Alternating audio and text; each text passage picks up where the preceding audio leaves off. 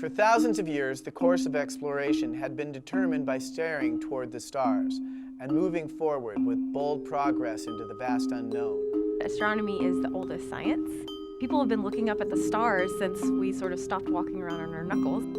The way astronomers become interested in astronomy to begin with is just by looking at the sky. If it's happening outside of our atmosphere, comets, asteroids, planets, stars, galaxies, cosmology, the study of the birth, life, and fate of the universe, that's what we worry about. And we use the laws of physics as discovered here on Earth and apply them to phenomena in the cosmos. Humanity reached out and explored farther and farther, until a place once reserved for the imagination and the distant view of a telescope's lens was now walked upon by humankind. That's one small step for man. I had to run outside and look at the moon and say, you see that thing? Well, there's people on there right now. One giant leap for mankind. It was 1969 as ticker tape fell from the sky and rock and roll blazed across the American landscape.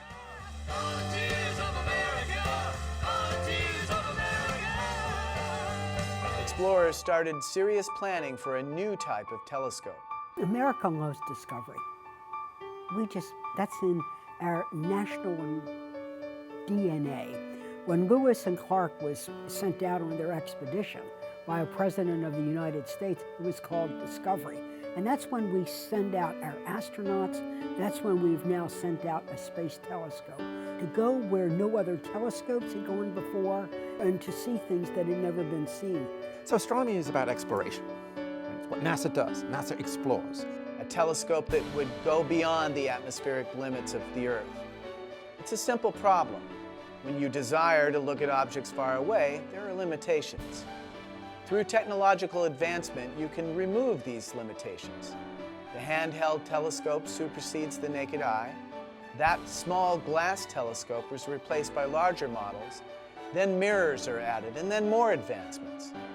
As the size and capacities of the device grow, so do the discoveries. From mapping a few heavenly bodies circling the sun to seeing beyond ours and into other galaxies. Before we ever put, men in space, astronomers are already thinking about getting, off of the planet above the atmosphere in order to get the crystal clear view. But obstacles such as atmosphere, clouds, light pollution, and even our own sun's brightness stand in our way of seeing things clearly or watching around the clock. The solution? A non-ground-based robotic observatory. Well, there's that famous song, Twinkle, Twinkle, Little Star, How I Wonder What You Are. That left a lot of people thinking that twinkling stars is exactly what astronomers want, but is the opposite of what we want. One thing I've noticed as an astronaut is that when you get into space and you look at stars, they don't twinkle like they do on Earth. What you're seeing when Twinkle, Twinkle, Little Star is because the light is coming through the atmosphere and causing them to twinkle.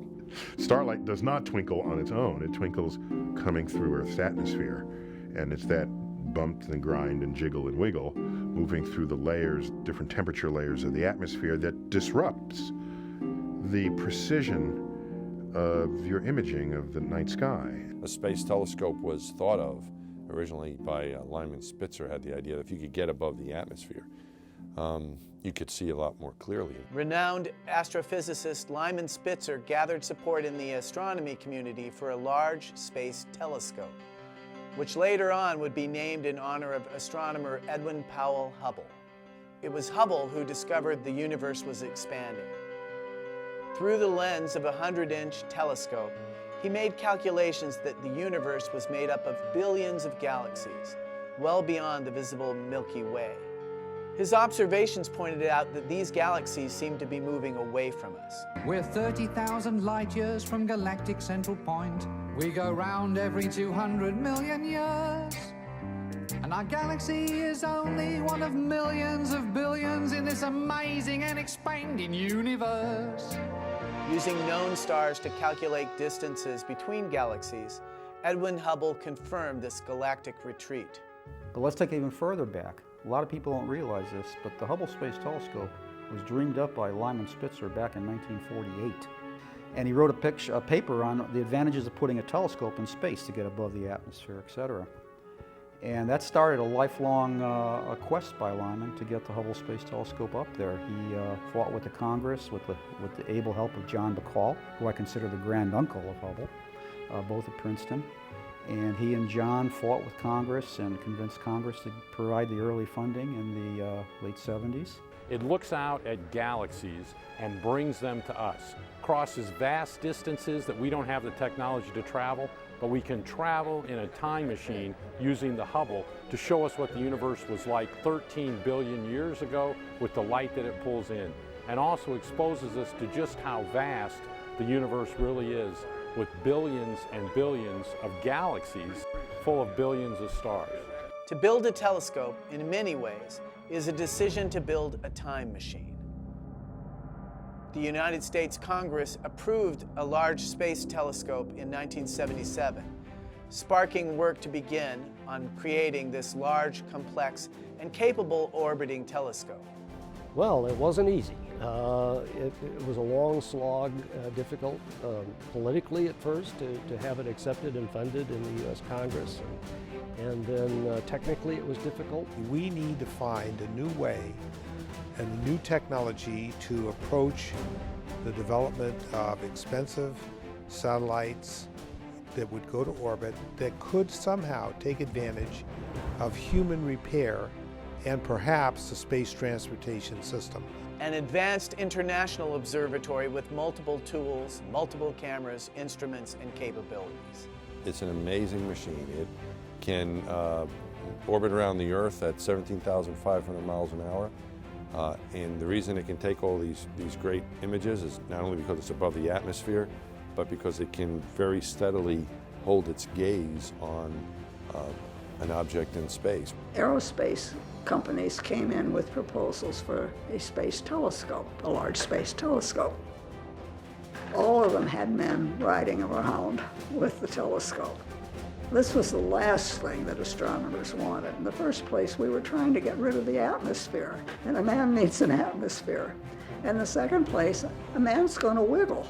I don't care how careful he is. When you're taking a half hour or an hour exposures, he's going to wiggle sometimes. And when you wiggle in space, the spacecraft wiggles the opposite way. A globally connected telescope built through a partnership with the European Space Agency, which would look into the stars well beyond international borders. It takes a lot of people. It takes people that, obviously the scientists to conceive of it. It takes engineers to design it and build it and test it. It takes technicians to actually build it. It takes the people to keep the rooms clean, the facilities up and operating. So it takes people from every walk of life in order to do it, every skill set that you can think of. To then place this telescope into orbit to send back to us the data that scientists needed, unobstructed and unencumbered. And when it was launched in 1990, it really opened a new vista on the whole universe simply by enabling us to get sharper images above the atmosphere. Humanity's always looked out there to the heavens to get the meaning of the hope of the life here. So you look out there for what's going on down here. People understood that about Hubble before we carried it up there. And so that's the magic.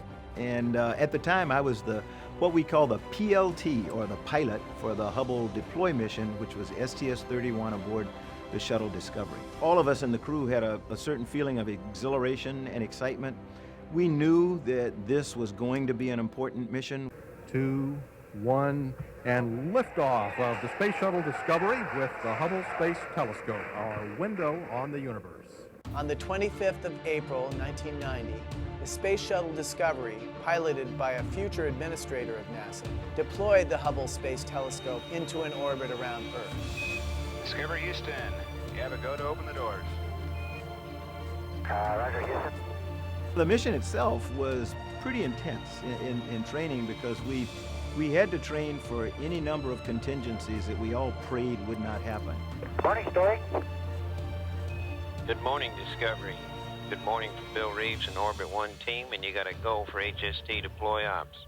And Houston Discovery, The transferred internal power is complete. The umbilical is dead-faced, and we'll be standing by for your go for umbilical release. It was the people's instrument long before we launched it. So, like I said, I was the lead communicator in the carry up and deploy mission STS-31, but it was the people's machine then. That's outstanding. Thank you. Ironically, one of those contingencies was failure of the solar array to deploy. It took us much of the day for the flight control team to say, look, this is not working out. We don't think we're going to get the solar arrays deployed. All of a sudden, this great experience turned out to just go, this is not good. Shift supervisor. When the ground control team calls, says, stop, we think we found a solution, just stop where you are. We're going to try this, and they did, and it worked, and so we went ahead and deployed. Deploy activity so far is going very smoothly. Okay, they copy your story, and we're It all worked out because of the incredible work of the combination of the crew on board, the flight control team in Houston, but most especially very smart people at the Goddard Space Flight Center who actually knew the Hubble Space Telescope about as well as any people around. TC, go. Network go. Payloads, waiting on you. Flight payloads, we are go. Capcom, we have a go for release. Discovery, go for Hubble release. Houston Discovery. Go ahead, Charlie. Okay, Story, we've been taking marks. Residuals and ratios look good, and we'd like to go ahead and go to filter stage. We concur, Charlie. We launched Hubble April 24th, 1990, and we were all on top of the world. Many of us astronomers had never done an interview, and suddenly we were on Today and Nightline and Good Morning America, etc. And the media loved us. The Hubble was big news across the country. Everybody loved us. And it's here, 381 miles up, where the telescope is to be placed in orbit tomorrow. So the celebration will continue. Oh, yes. Hey, I get to launch something here, guys. Westfall's family, neighbors, and colleagues who had traveled here from California toasted the telescope. The science that is astronomy would never be the same. When people think about a telescope here on Earth, they think about a mirror with a tube around it, and that's exactly what Hubble is. It's a huge mirror with a huge tube around it in space. And of course, the purpose of Hubble is to take these beautiful images that we learn about, and so the images are recorded on cameras, and then the data is sent back to Earth for us to study. The Hubble Space Telescope powered up, all systems nominal, and the data began to stream in. Images of far-off distances, galaxies and stars, but there was something wrong. The magnificent space observatory's imagery was not clear, not crisp. As a member of the deploy crew, we had come back, done our debrief, and we had done our job, and so we were happy. We thought everything was okay until the word came that we saw the first light images, and to the amateur like me, it looked great because we had made this great discovery right off the bat. What we thought was a single star turned out to be a binary star. When we learned that no, it's not really that good an image, it's kind of blurred because we have this thing. From an agency perspective and from a public perspective, in a congressional perspective, it was doom and gloom. But working on a bipartisan basis, we used the best tools to identify, was this a techno-turkey that we would just bag as a terrible mistake and say bye-bye boondoggle, or were we really going to try to fix it? Couldn't get the telescope focused, had trouble pointing it sometimes. And that went on until about early June when smart people finally figured out that what we had was sincere collaboration. The mirror was polished incorrectly. And it wasn't by much. It was half the thickness of a human hair across 100 inches.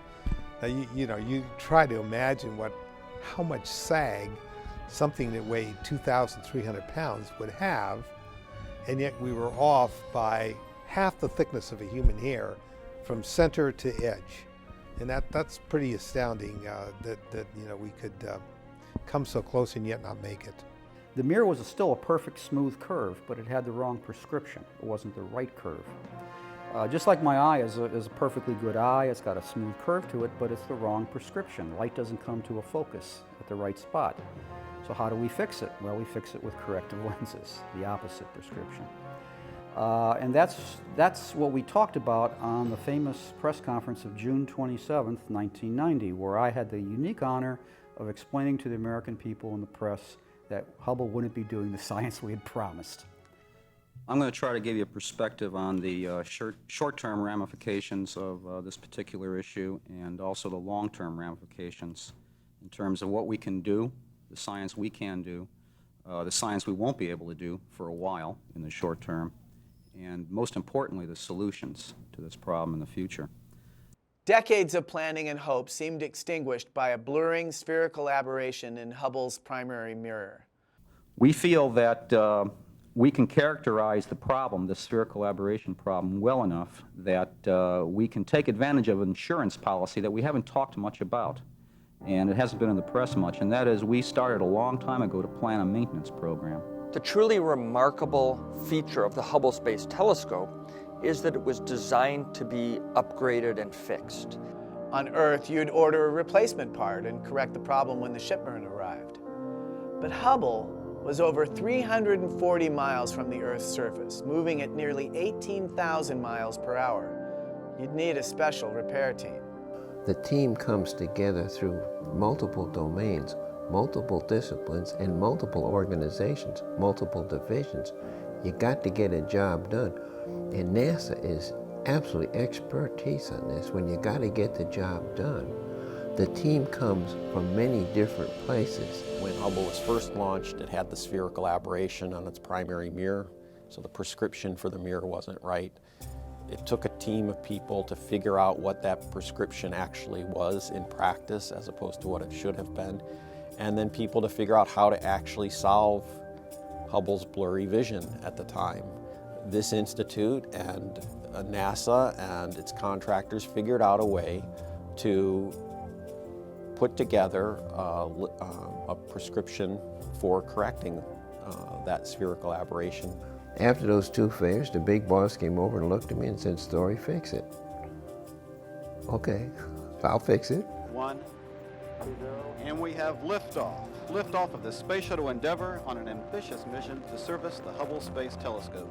The real magic on the Hubble mission is almost 40 hours of spacewalking, and we had almost no surprises. We had 13 major systems to fix, and day after day we just kept working away, getting the system fixed, and they tell us this one is up and running and it's fixed. And we kept on going through 5 days, and finally we finished the job, and hey, it's totally restored. Because astronauts from NASA have been able to go back and refurbish it, put in new instruments, repair it, so that 25 years has made it an increasingly more powerful telescope. And it's the fact that Hubble is so powerful today, which is so remarkable after 25 years.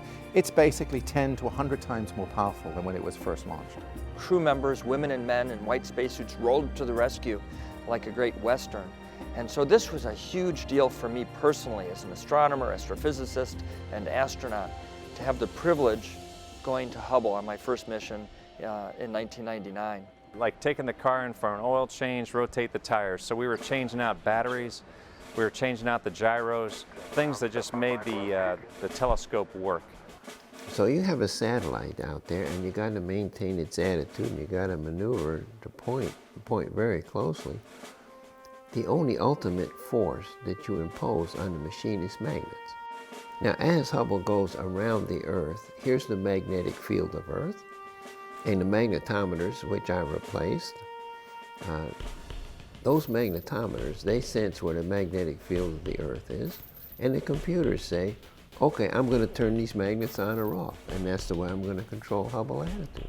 Remember, up in space, there isn't anything for Hubble to push against, so it has to push against something internal, like these spinning wheels. I did a mission to the Hubble Space Telescope, and it wasn't really a refurbishment. It was a rescue mission, because the Hubble telescope uses gyroscopes to determine how it's moving and how to point with absolutely no motion at a star.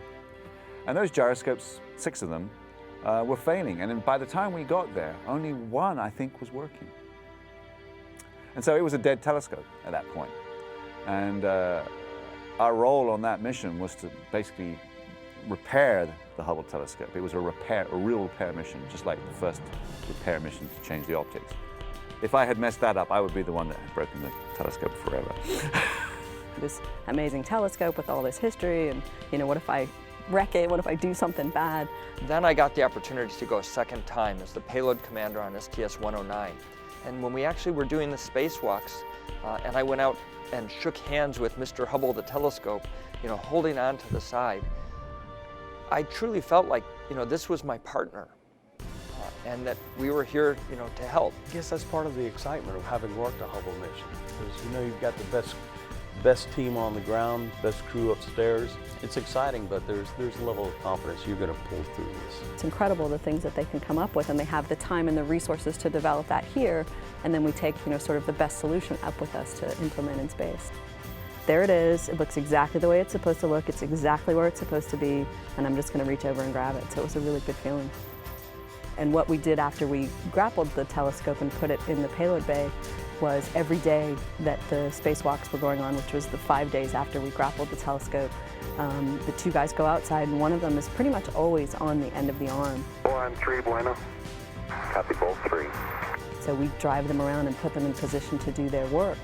You are clear to continue and increase the rate out. Yep, you can increase the rate, Megan. Copy, picking up the rate. What a beautiful view. They'd ask me to bring them in closer or move them by the telescope. I'd have to ask them, hey, you need to check and verify how much space do I have? And of course, their mind is on their job, the instrument that they're holding, the tools, whatever. And so having to work that coordination, training really helps there. But it's delicate in the sense of you don't want to hurt the hardware, you don't want to hurt the person, and you certainly don't want to hurt the telescope. You can stop there, Megan. Mission stop. Thank you. It was 19 years old at the time when we went up there, and the batteries were original equipment. And so they're charging and discharging, like think about your phone, your cell phone. You're lucky to get a year or two out of that battery, right? So this is original battery, so we replaced the batteries. Those are still working great. But then some of the more interesting parts were actually replacing some of the science instruments. So we took up a new camera and a new spectrograph and put those in. And then we also fixed some broken instruments up there. There was a broken camera and a broken spectrograph. These are the science instruments, so that when the light comes in the telescope, these are the things that take the pictures and do all the science for the astronomers and everybody back here on Earth. The breaking off of one of the hand tools that Mike Massimino had to do. Houston, you ready for this? Yeah, we're ready. Okay, man, so you have a go. Here we go. Stop. Disposal bag, please. It was pretty exciting watching that from inside, because that had a lot of bearing on whether we got that part of the mission accomplished, so it was pretty interesting. A third time I got to go back, and I just can't tell you how thrilled I was, and how thrilled I was that we had a great team and we were able to leave the Hubble in even better shape, such that now we're able to celebrate the 25th anniversary.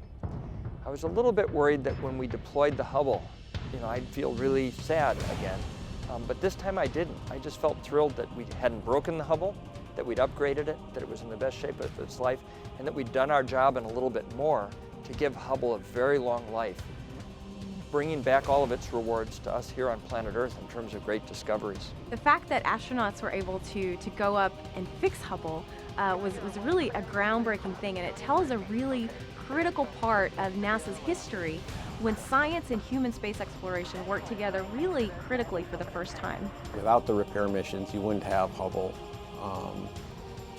lasting 25 years. Hubble's best days are still to come. Astronauts and support staff on the ground had made tremendous improvements to Hubble's already majestic payload. With the repairs completed, Hubble blew the world away with what it saw, and what we now could behold: sharp, clean, and crisp data. Images of stars forming and ultra-deep field images of thousands of galaxies, showing just a glimpse at how big this universe is. I do have a favorite Hubble image. I have a couple of them, but the one that pops into my mind is the Cone Nebula, and it's an early release image. And the reason I like that is because it showed that we installed the advanced camera for surveys correctly. Hubble has brought just knowledge of the universe that I think is beyond belief to the normal person, and some of the discoveries of the Hubble Space Telescope in terms of the universe expanding are just mind-boggling. Every time I look at it, I stare and I stare, and I want to see what's in that finger, you know, what's in that pillar. And interestingly, if you look at it in the infrared, you can actually see into it. The Hubble Ultra Deep Field was released in 2004 when I was in grad school, and to this day, I really remember the day when that image came out. My grad advisor printed this image, this beautiful image with galaxies that we'd never seen before, on a huge sheet of paper, and rolled it out on the table for us grad students to look at, and just said, you know, look at this image, look what's here, what can we learn from this? And so I really loved that visual, sort of tangible representation of look at this beautiful thing and what can we learn. Circling the globe at 5 miles per second, this school bus-sized observatory was the most technologically advanced device ever launched, and has stayed amazingly advanced through 5 repair and upgrade missions. From the first mission-critical optics repair on Space Shuttle mission STS-61 to the last servicing mission, STS-125, which added the Wide Field Camera 3 and replaced or improved sensors, batteries, and numerous other components. Hubble was an incredible undertaking. If I look at the very last Hubble servicing mission, STS-125, it was perhaps the most ambitious single mission that this agency has ever undertaken. It was 5 spacewalks, back to back to back to back to back. That's no break in between the spacewalks like we normally will do. The magnitude of the things that they wanted to accomplish almost meant certain failure somewhere. But the crew said, the crew and the whole team, the team that put the mission together said, look, we can do this. You know, we will have accomplished so much more in making Hubble better than it is ever believed to be. So Hubble gave us an excellent example of people, a team that was not afraid of failure. Failure was not an option. We were going to succeed. What's really exciting to me is just the breadth of the scientific discoveries it's been able to make. Everything from the age of the universe, proving the existence of black holes, to discovering brand new things, like the universe is accelerating due to mysterious dark energy. I grew up, telescopes put into orbit wouldn't last more than 3, at most 5 years. So they never had a chance to grow on you, to become part of your soul of expectation for the next astronomical discovery. With Hubble, the fact that it was repairable meant it could just stay with you for decades, now 25 years. Everybody knows Hubble. It's really true. Worldwide, all throughout the US, everybody, all ages, all walks of life, you say Hubble Space Telescope, people know what you're talking about. That's extraordinary.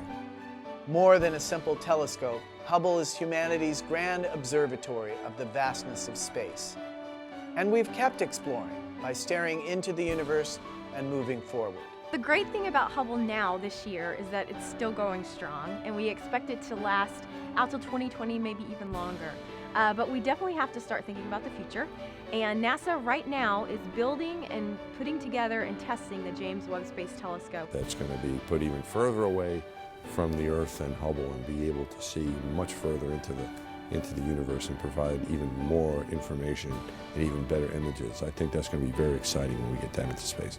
The team here at NASA will continue that momentum, with the next great observatory coming soon to the NASA inventory, the James Webb Space Telescope, with a primary mirror 6 times larger than Hubble's and over 100 times more powerful. There are places that the Hubble just can't see. The Hubble Space Telescope can't see inside the dark cocoons of dust and gas, where baby stars are born and planets form.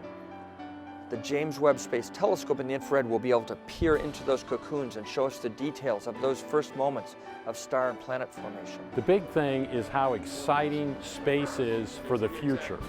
It's going to be incredible. We're at the cusp of a new era with new machines being designed, new missions being flown. We are going to visit other planets, and I just hope the young people can get excited about taking us that next step. I can't wait to watch them do it.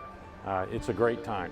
Growth in space for kids that are involved in science and technology. I think space is a great way to aim your career at. I think we're gonna discover new things. I'm really excited that NASA's got a number of programs going, including the James Webb Telescope, which will bring the same kind of discoveries Hubble has. So the future's pretty bright. Today, Hubble is still making new discoveries, seeing distant stars and galaxies that had never been seen before, improving our knowledge of the early universe, and clarifying images of our closest neighbors. Look at the Washington Post. On the front page of the Washington Post, there's a colored picture of a brand new galaxy just discovered by Hubble. And to be able to look at that picture and say, by gosh, we did that. That's exciting. That's exciting. Hubble has consistently taken us to places we've never been, visually, of course, and empowered us to answer questions that in a previous generation of telescopes we couldn't even pose. From comets and asteroids to some of the most distant galaxies yet discovered, Hubble continues to revolutionize astronomy in our solar system and beyond. Hubble has changed the way we view our universe and ourselves. There's no doubt that the Hubble Space Telescope has changed the way that we as astronomers understand the universe. But I think even more significantly than that, Hubble's changed the way that the world views space. When you look back on the last 25 years of Hubble, it's just incredible because we have made major breakthroughs in almost every field of astrophysics, from planetary nearby to our own galaxy to the very, very beginning of time. And to think that we mere humans are sitting here and getting close to understanding this incredible universe that's around us. And Hubble has been a key component in that over the last 25 years. We're on a never-ending journey, and the Hubble Space Telescope celebrates its quarter century of exploration as part of that journey.